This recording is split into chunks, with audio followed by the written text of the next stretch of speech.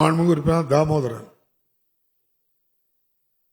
மாண்புமிகு பேரவைத் தலைவர் அவர்களே, கோவை மாவட்டம் பொள்ளாச்சி வடக்கு ஊராட்சி ஒன்றியம் தாளக்கரை ஊராட்சியிலே புதிய காலனியில் குடிநீர் பிரச்சனை இருக்குது. இது பற்றி ஏற்கனவே அமைச்சரிடம் சொன்னதன் அடிப்படையில் கடந்த ஆண்டு நீங்கள் அறிவிப்பில் 7.5 கோடி செலவில் அங்கே புதிய திட்டம் தொடங்கப்படும் என்று சொன்னீர்கள். இதுவரை இந்த திட்டம் தொடங்கப்படவில்லை. தற்போது அங்கே குடிநீர் பிரச்சனை இருந்து வருகிறது.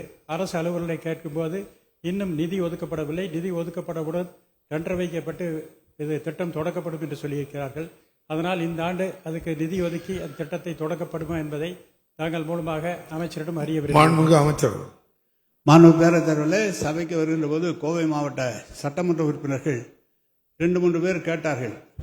பில்லூர் 1, பில்லூர் 2, பில்லூர் 3, சிறுவாணி என்று பல்வேறு நீர்த்தேக்கங்களிலிருந்து கோவைக்கு கிட்டத்தட்ட 380 MLD தண்ணீர் வருகிறது.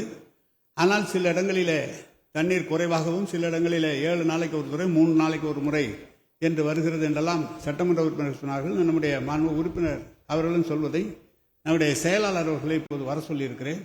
விரைவிலே கோவை மாவட்டத்தினுடைய குடிநீர் பிரச்சனைக்கு அங்கே ஒரு தனியாக ஒரு கூட்டம் போட்டு எந்தெந்த பகுதிகளில் எதனால் குறைவாக வருகிறது, எதனால் அங்கே தாமதப்படுகிறது என்பதையெல்லாம் கேட்டறிந்து உடனடியாக நிவர்த்தி செய்வதாக அவரிடம் சொல்லியிருக்கிறேன். இதே பதிலை உங்களுக்கு சொல்கிறேன்.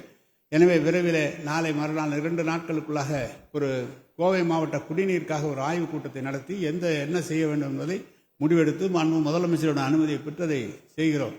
சூயஸ் என்று தனியார் நிறுவனம் ஒன்று 60 வட்டங்களிலே அவர்கள் செய்து கொண்டிருக்கிறார். கடந்த கால ஆட்சியிலே நம்முடைய அவர்கள் கொடுத்த திட்டம்.